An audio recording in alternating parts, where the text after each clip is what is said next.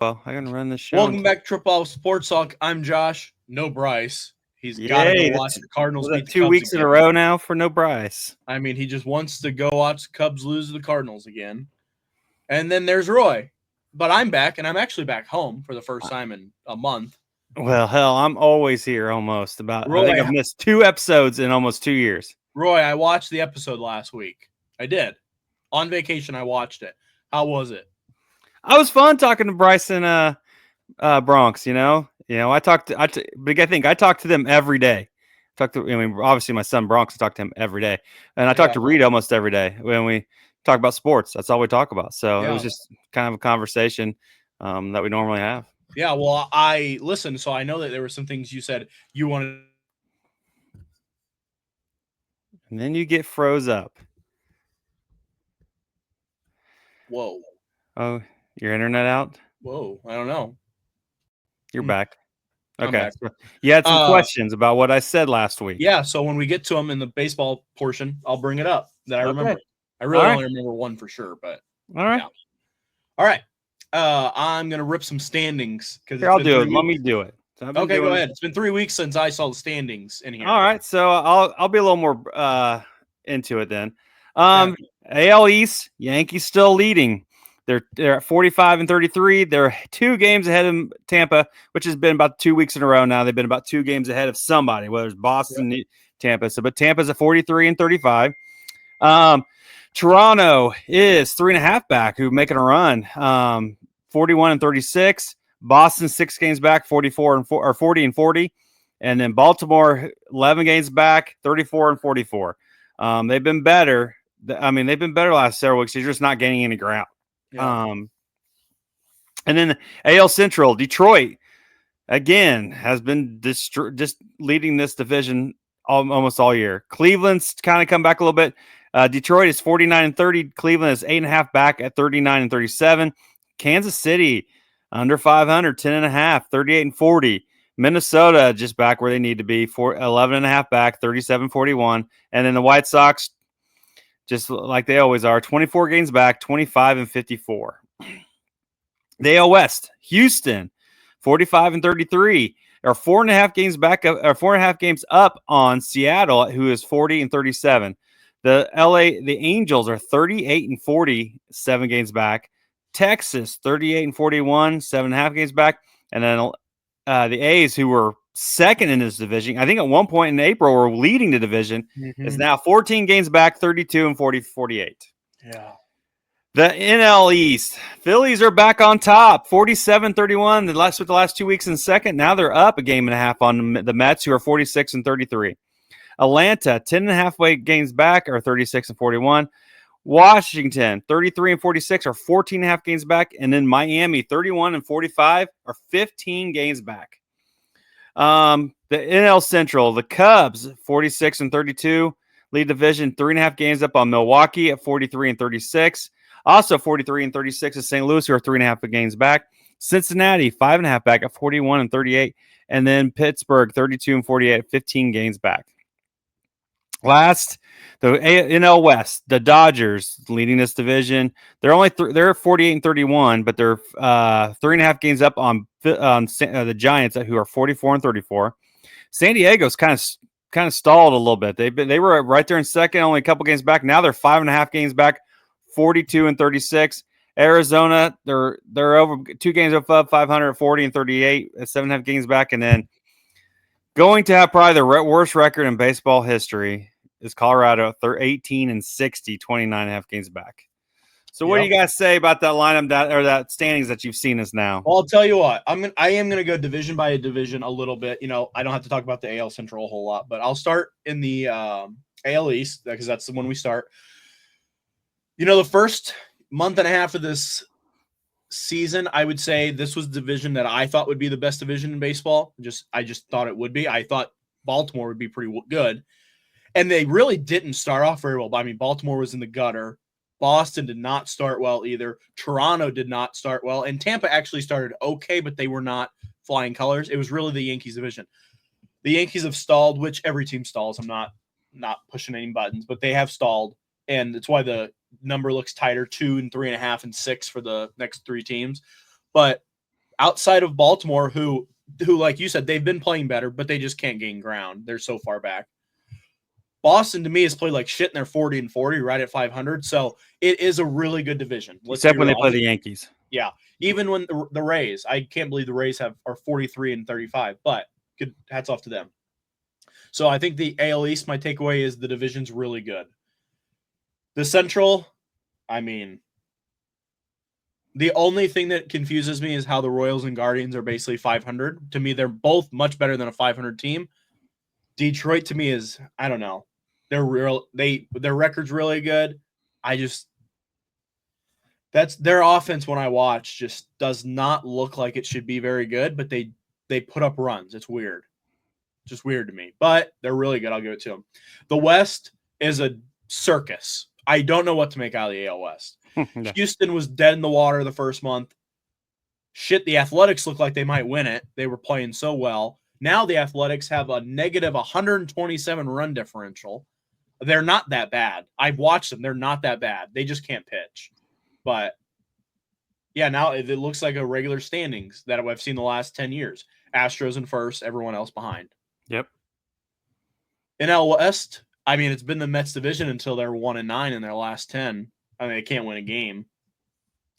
Phillies are hot, but the Phillies are a good team. 47-31, that's about what I have them at. You know, the Mets pitching has come down a little bit, but their offense has been ice cold. After I think that's what kind of carried them a little bit in the beginning. Their offense was doing so good outside of Soto. Now it's kind of reversed.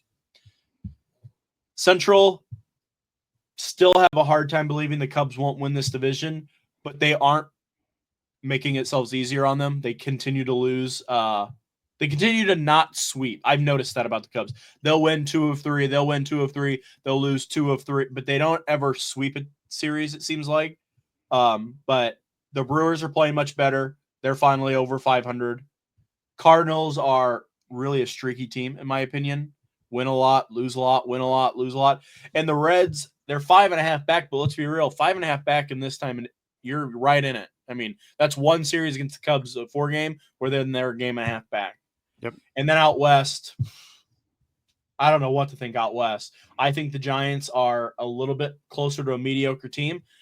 I'm going to then lead to something that happened while I was gone that I want to talk about a little bit after this that makes them better. Padres, they have a little bit of injuries piling up. I think Michael King's almost out. Not out for the whole year, but out for a while, till at least after the All-Star break. The Dodgers, I mean, they have to have Shohei be an opener because they don't have enough pitching. Don't know if you saw that. Shohei's back pitching. Yep. I know you guys touched on that a little bit. Reed said it. But it's just, to me, when overall census, I don't think any team's running away. No team is playing that good. Every team's playing in spurts. And to me, that makes the deadline better because you don't know who's buying. You don't know who's selling. It becomes a seller's market. Teams who maybe thought they should sell probably will because if there's so many buyers, that can really drive a price up. And on baseball, sometimes you don't have that. So I think it could be good for the market, and you might see a lot of movement in the trade deadline. But that's all I got. You? Well, this is what my big thing. So we're in the dog days now. We're at the last week of June here. We're getting to the point where teams, your run differential show you who you truly are. If you're a good team, bad team, it show. I mean, you might be hot one week, might be bad one week. But if you're not positive, you're probably not going to win a division. So if you look at the AL, there are only 7 teams with a positive run differential. Yeah, looking at and 3 of them are in the AL East. Yeah. So you can see that, and even so, New York leads the major leagues with plus 145 or 105. Tampa's plus 70, and then Boston's plus 11. I mean, Toronto negative 10 is not bad. You're getting close to that line. So there you can see that's better. Now look at the AL Central. Plus 82 by Detroit. Everybody else is negative. Yeah. Negative 23 by the Cleveland. Negative 21 by Kansas City. Negative 19 by Minnesota. And then negative 83 by the White Sox. And then you see in the West, the Houston's plus 46. Seattle's plus 21. And then Texas plus 10. Everybody else, the other 2 are negative. So you can see whoever's leading the divisions are winning the divisions. And that's true when you're at plus 20 or higher. That's usually where you're going to be. That's how I look at it. Now you look at the NL plus. There are only 4 teams that are not plus. Yeah. Washington, Miami, Pittsburgh, and Colorado. The rest, everybody else is and it's not, other than Arizona being +7. Everybody else is 20 or above. Yeah. And in the NL Central, everybody's 39 or above. So this is where I see, and you're going to have it's going to be a battle in NL, in my opinion. The NL is going to have, because you got too many teams close here. The Dodgers have the best record in baseball, or best record in the National League. But I mean, right there behind them is Philly, Mets, and Cubs, which I said those 4 teams are pretty much the solid ones. Yeah. The rest of them, I mean, it's going to be a battle. I mean, 43 wins leads, or 44 wins by Giants lead the wild card. But then, I mean, you still got Atlanta, who's not been playing. I mean, under 500, 36 wins to 44. Yeah. I mean, that's only 8 games. I mean, that's a couple series that you're going to, if they could win. Yeah. That's just, I mean, a trade deadline. This is where it's going to get crazy, because you got too many teams in NL in the National League who are really going to be battling in a wild card. Unlike the American League, yes, you got some bad teams. I'm going to say by late August, that you're going to see there might be 1 or 2 spots left, or teams left that might be battling for the wild card. That but the rest of them, you're going to see a fall off. Is it because when you're that, I mean, you got some of these teams are -50, -83, -23, -79. Those teams are who they are. So you're going to see them probably sell at the deadline, and they're going to get worse. And then, so the AL is not going to be as exciting as the NL will be. But the Yankees still might be. I mean, you still got the Yankees here in 2 games. The top spots might be still a battle, but overall won't be that much. The spot in the playoffs will not be in theory in question. Yeah, I mean, I look out in the NL wild card right now. The Brewers and the Cardinals have the same record, and it would be tied for the last spot. Brewers and Cardinals. I saw that. They're 43 and 36. That means, I mean, I know this is so far away. Let's just say the season ended today. They would play a game 163. Someone who's 43 and 36 is not making the playoffs. Then you go to the American League, 40. Seattle Mariners, 40 and 37. They're in. Mm-hmm. So it's definitely, I mean, at least at the moment, anything could change in a half. I get it, but it's tight. It's tight in the National League, and in the American League, I agree.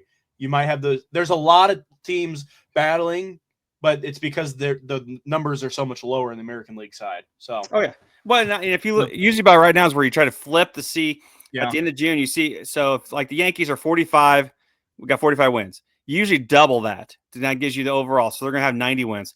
There's not many that's going to have 100, if they even get to the 100 wins. Last year, no one got to 100 for the first time in a long time. And this might be another year. I mean, I know you got the Dodgers who have 47, or the Phillies got 47, the Dodgers got 48, and the Cubs got 46. Yeah. You're getting closer, but it's going to take. I mean, that the problem with those 3, they're playing a tougher schedule, playing those NL teams. The Yankees are, the Yankees are playing an easier schedule from what I read the other day. And I do want to point out, I give the Rays their congratulations. 43 and 35. They've been very good, and I did not anticipate them being very well.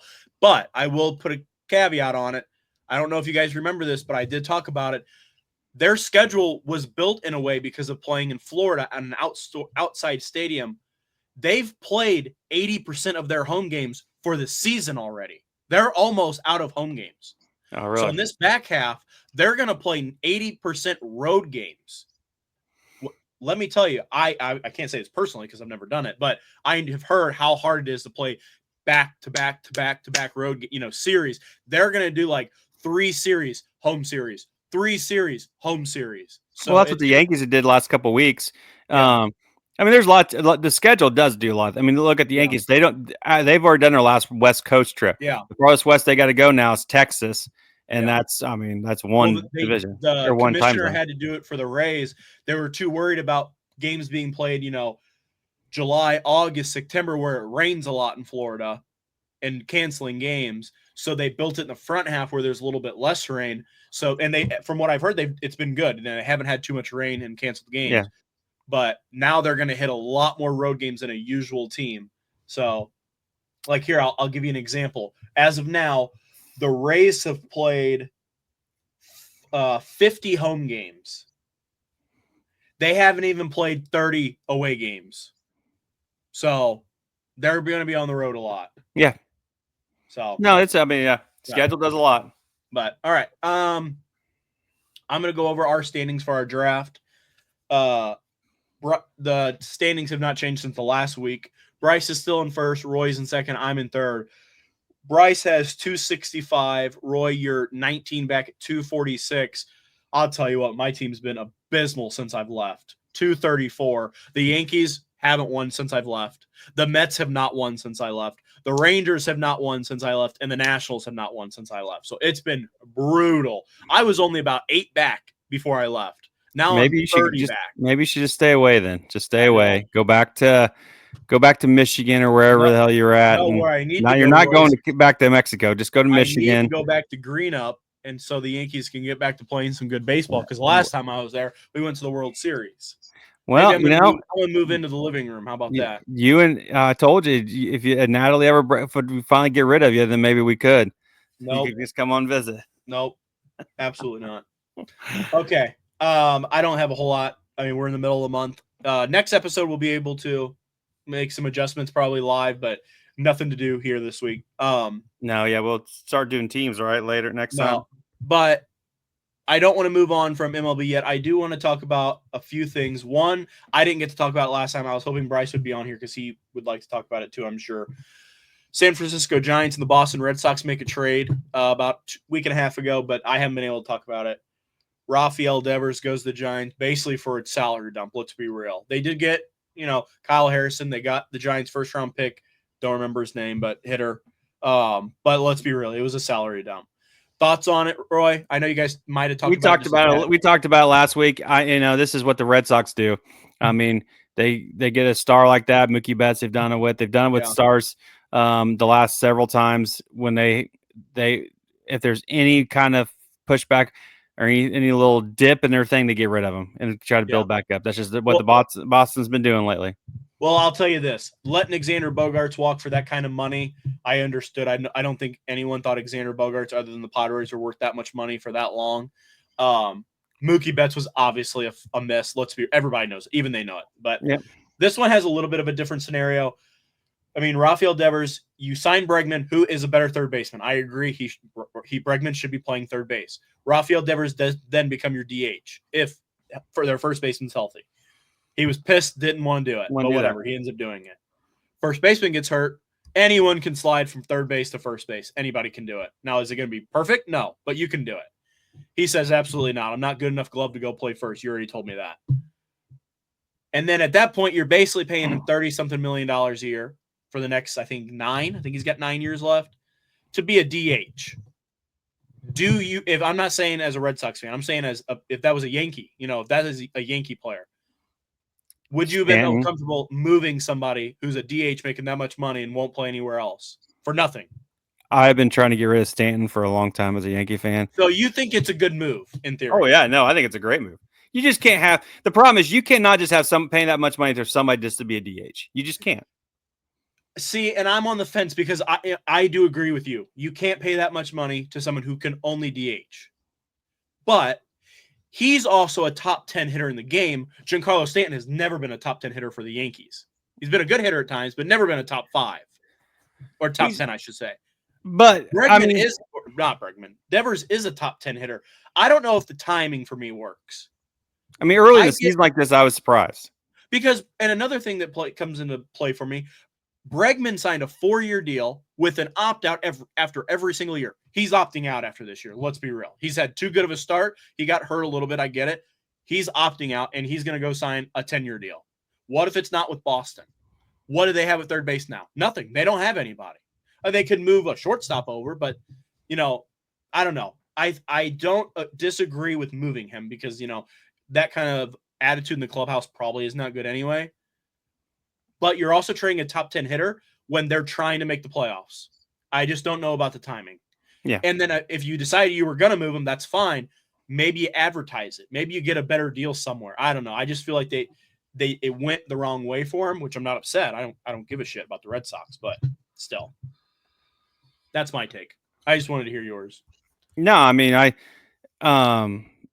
don't like anybody who's just a DH where you can't play him in the field just even for temporarily. Well, And see, it's not that Devers can't play; he just doesn't want to. I know.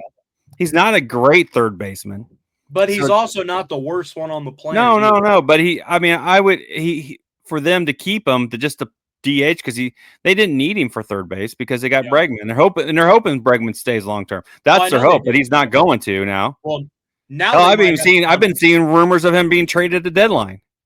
Yeah, I don't know. Seems like Buster Posey's building a nice squad out there. I do like what he's doing because the Giants, my entire lifetime, have been the team after they won those World Series.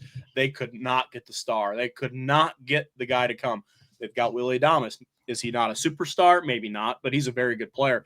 Rafael Devers, very good player. So and Giants have money. They're not a small market. Oh yeah, no, they're not a small market. They'll spend the money. They're not Oakland.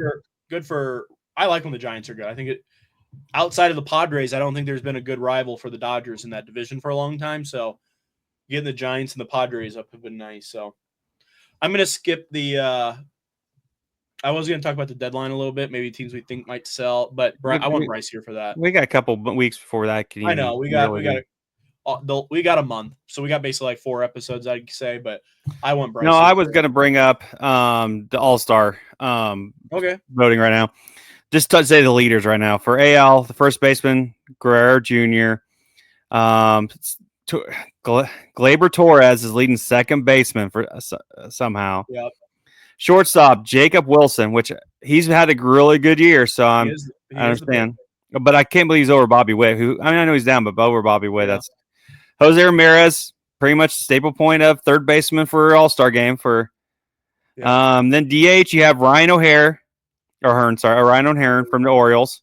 Second is Ben Rice, but way back there. Yeah. Catcher is Cal Riley, who's almost on pace to he's at 31 home runs and 35 is the most. Get one today. Okay, so 32 and 35 is the most at the All-Star break. Yeah, so he is on pace to break Judge's record. So he's doing well. Then the 3 outfielders right as of right now are Aaron Judge, Riley Green, and Javier Baez. Yeah. Just can't believe that one. It's because it's a fan vote for the first half. Oh. I hate how the All-Star game's picked. I can't stand it. I know. But National League, Freddie Freeman, obviously, first base. Marte, second baseman. Lindor, shortstop. Machado, third base.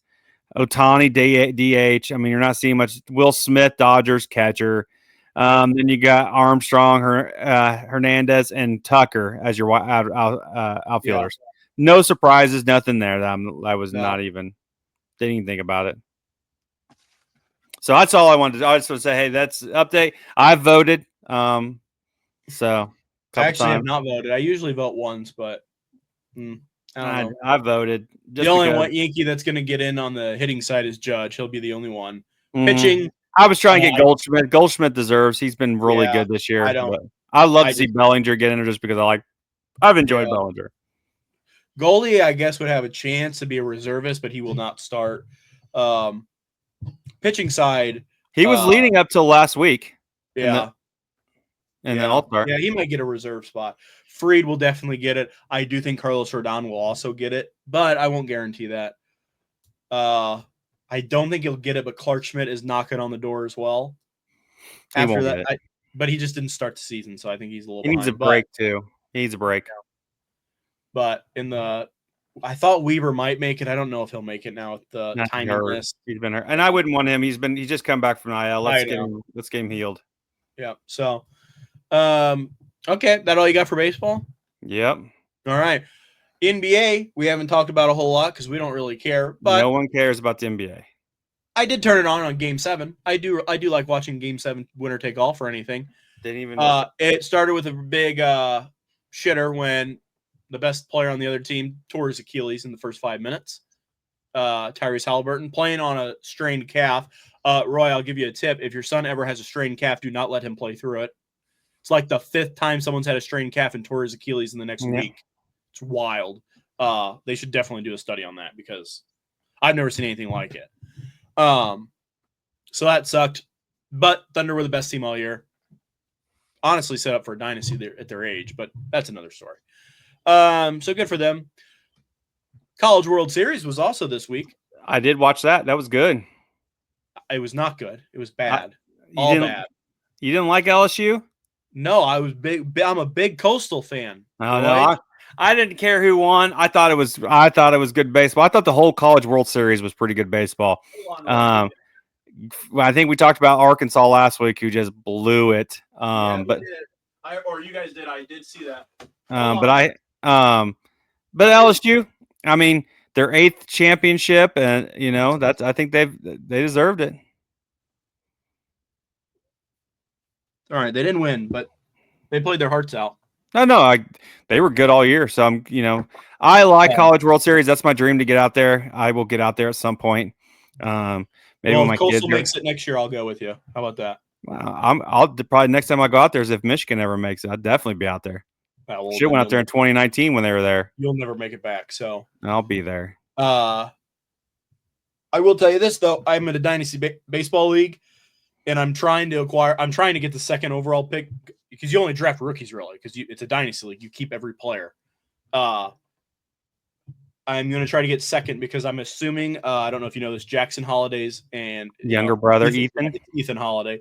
I think he'll be the number 1 pick, but I don't know that for sure. Last year, the guy took a stunner at number 1, so I don't know what he'll do this year. But I think he'll go number 1, and I will be taking LSU's Cade Anderson right after that. So I need some pitching. And he threw 130 pitch complete game shutout. Yeah, game 1. He's pretty good. So and he looks like Max Fried out there. I watched the game. I thought I was watching Max Fried. Just a ball breaking curveball, just get strike 1 every pitch. No one swings at it. But yeah. But Coastal is a great school. Wish I would have went there. Not like Michigan. I was just up at Ann Arbor. I saw it looked shitty. I felt loved it. Great. I shout out. We got to meet Jimmy King, Fab Five. So pumped I got to meet him. As a Fab Five fan, or as a big Michigan fan. Plus the Michigan baseball, they did a great job with my son and his cousin Cruz. They had fun. They loved it. Got to meet the players, got to see the sites, and it was great. Roy, love Michigan. I saw Bronx's post of that. Probably. I didn't even know it. Did I post anything? I had never heard of that guy in my entire life. Dude, Jimmy King? Never heard of him. What? You not heard of him? How bad he was. What? He was like my second favorite of the Fab Five. I loved Chris Webber. Jimmy King could fly around and dunk and shoot. Jalen Rose. He's my 3rd. And Ray That's the only one I liked from them. Oh, jeez. I liked Juwan Howard for about a year on the Miami Heat. That was it. He was riding the bench. Okay, I'm done talking about Michigan. I'm about to good. Go blue. Miscellaneous. Roy, I have a game for you, and I'm going off script. I did not have this game until Bryce said he was not going to be on it, and then I said I'm getting a game for Roy. All right. Yeah, I'll give you a hint, Roy. I took this quiz. It's 25 questions. It's like players, but like we've done. There's 25 of them. I got 23. If I beat you in your own area, Roy, you're going to be embarrassed. My own what? Why do you know what the quiz is about? College what? College football. Okay, and then what am I guessing? The Heisman Trophy winner since 2000. So not even all the way back. Since the last 25 years. Because it starts with 2000 and then moves up to 24. All right, we'll see if I can do it. I got 23 out of 25. I don't know if I can remember even last year's winner. It showed. Can you see the screen? Nah, it's a little blurry. Better? Yeah. Okay. So it says 2024, Colorado. Travis Hunter. Okay.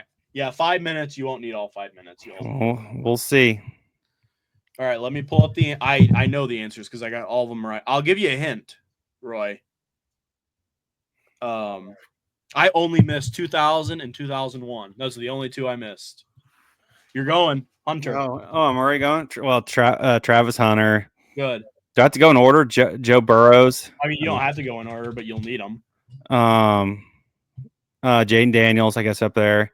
Cam Newton. I just saw Auburn. That's why I saw that. Robert Griffin. Geez. Okay, let's go. Alabama quarterback. That was not Jalen Hurts. Tua. No. Alabama quarterback. Wasn't Tua? Nope. Damn. Wide receiver was gosh dang, what was his name? He's with Detroit. See, I'm gonna be bad on names. Well, let's see. I know Lamar Jackson, Kyler Murray, Baker Mayfield, Derrick Henry, Jameson Winston. Oregon was that? Gosh, that was what's his name? Gosh, damn it. I'll have to move on. God, what's Johnny Manziel? Jeez, I'm forgetting everybody's name. And Sam Bradford, Tim Tebow, Alabama running back, Mark Ingram. Oh, Ohio State quarterback. That was dumbass. What was his name? I'll go back to that. Reggie Bush, Matt Leinart. God, another Oklahoma quarterback. Jeez. Carson Palmer.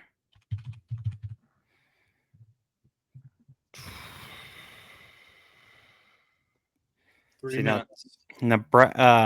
Nebraska, Florida State 2000.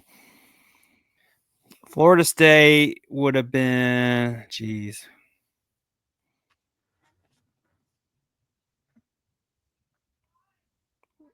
Okay, I got to think about this for a minute. I'm trying to think. 22 USC quarterback. Oh, Caleb Williams. Jeez, how did I miss that dumbass? That's with the Bears now. Alabama quarterback. He's got to be in the league. Jalen Hurts. Nope. After Hurts. After Tua. He is in the league. Bryce Young. Let's see. Oregon quarterback.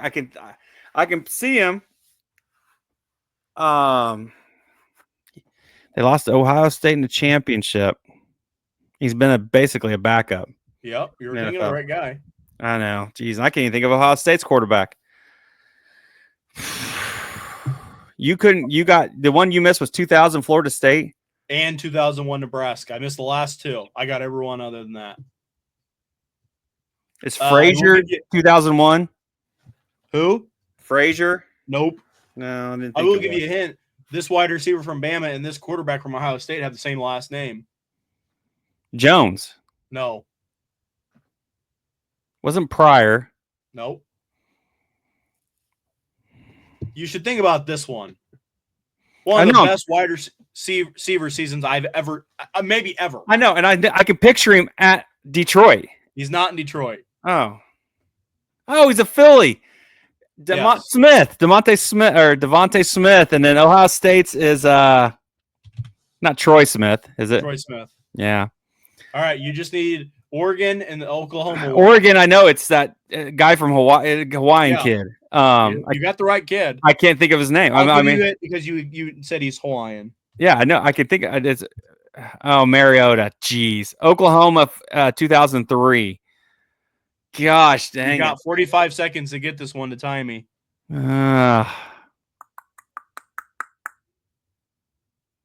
Don't embarrass yourself and lose to me. You got 30 seconds. Gosh, is Nebraska's the former coach? No, that was a different one. Never mind. I wouldn't know that. So Oklahoma 2003, Florida State 2000. I can't even think of either one. Wow. Oklahoma. I know more about college football Heisman. Oklahoma 2003.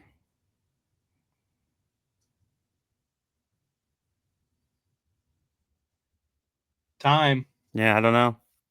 You can see who it is. Jason, I forgot. Eric Crouch. Yeah, Chris Winkie. Guys, I forgot about Chris Winkie. So if you want me to be honest with you, Roy, I got everyone that you got right, correct. And I had about a minute left. You had about 30 seconds left when you got to this point. And I started typing in generic names: brown, black, White, and when I typed in White, I got Jason White. Oh. So that's the only. I forgot even Jason White was one, and he wasn't even that good. But I did not know that. But I got everyone that you got at this point. I knew. Hell, Chris White I Winkie got was because like 20. I typed in the name. Chris Winkie was like 27 years old when he was a quarterback for Florida Well, State. I beat Roy in a college football quiz. Obviously, I know more ball than him already. Whatever. All right, I got one. It's a one-question quiz for you. Okay. Saw this on TikTok the other day. What is the rarest single game feat in baseball history? It's only happened once in baseball history. I have no clue. I thought forever on this. It probably happened a few times. What'd you say? I said I've seen something like this, but it goes in rarity. It goes down, so it's like something's happened 100 times, something's happens 20 times. But I don't know if I've ever seen one that's happened once. One time. And the bad thing is I remember watching this game. Can I have a clue?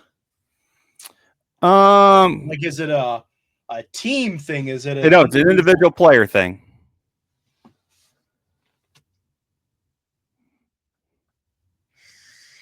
One time.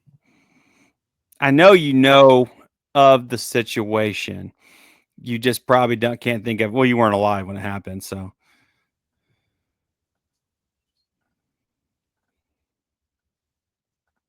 I feel like it would have happened more than once, but I have a guess. What is it? Intentionally walked with the bases loaded to score a tying run or something like that? No. Damn. I don't know. Hitting 2 grand slams in one inning. I know Fernando Tatis Sr. with the Cardinals in 1999. Yeah, I wouldn't have guessed that. Hit 1 grand slam with the bases empty, and then hit another with the bases loaded with 2 outs in the same inning. The only time it's ever happened in Major League history. I have heard that before, actually. I've seen the video. I knew that. I remember watching the game.